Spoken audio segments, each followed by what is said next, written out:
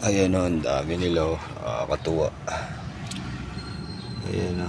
Ang dami nila. Parehas lang naman ng temperature water yan. Hindi ko na sila inaklimit para lumaki silang matitibay at matatag.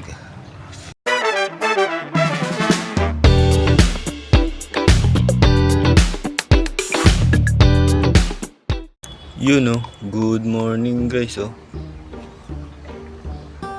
Ililipat ko na tong mga to. Yung ano natin, 1 month natin. Ililipat ko na dito sa mas malaking grow out nila. Dito. Ayan o.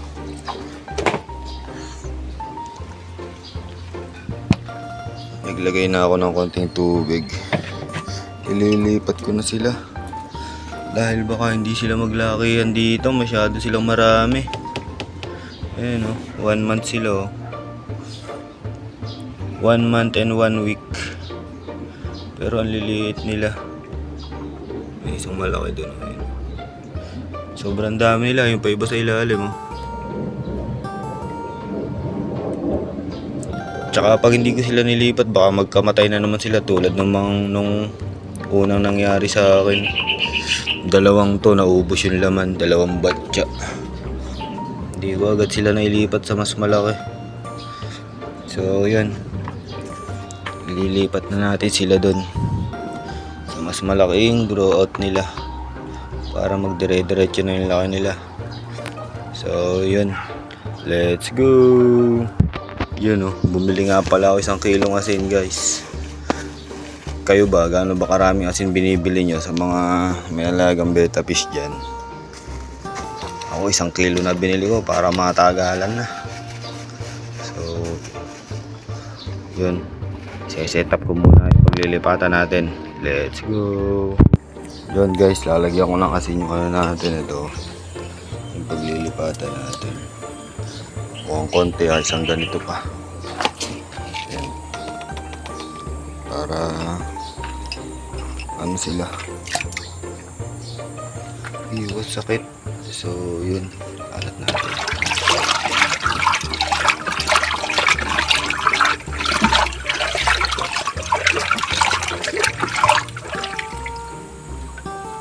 Kulang pa siguro, lalagyan ko pa sigurong konti dahil dadamihan ko yung tubig nila eh. Tataasan ko hanggang dito, kapantay na ito nung katabi para dire-diretso na yung laki nila. Konti pa siguro, konti na idagdag ko. Marami naman tayong asin. Yan. Iba-iba naman tayo ng technique sa pag-aalaga ng beta. So ganito lang ako. Tapos lalagyan ko ng talisay. Yan, ayan o. Puro mga naka-ready na yan. Lalagyan ko ng talisay leaves. Ayan o. Wala nang hugas-hugas yan. Natural ano yan, natural habitat. Gasa ko lang ito isa at medyo marumi. Yung isang una ko nilagay, ano lang yun, malinis na yun. Ito, ugasan ko lang ito. May nakita akong itlog ng insekto. Yun. Okay na siguro yan. Pag kumulay na yan, tatanggalin ko na yung kinabukasan. So yun, kukunin ko na sila. Maghahanap lang ako ng lagayan para i-acclimate muna natin sila kahit saglit. O kahit hindi na, rekta lipat na to. Magkaano naman sila yo. Parehas lang naman ng temperature ng tubig eh. So yun, let's go. Yun o guys, so ayan o. Nailipat ko na yung iba pero hindi pa ako tapos. Ayan o, madami pa dun. Madami pang naiwan dito.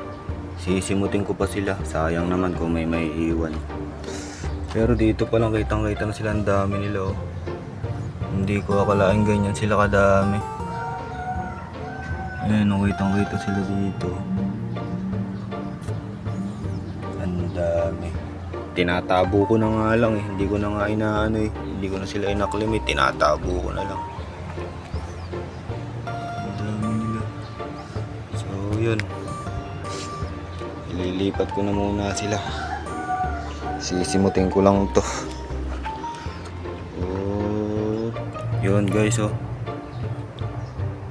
Ayan na lang, konti na lang yung natira. Tingin ko naman wala nang natira dito. Silipin muna natin mabuti. At sayang pag may natira kahit isa lang. Baka sumisingit sa ilalim. Magaling magtago yung mga yun sa ilalim eh. Minsan akala mo wala na, pero nandyan pa pala. So yan, wala na nga. Ito na sila, last batch sa pag-transfer. Ayan o, ang dami nila o, nakakatuwa.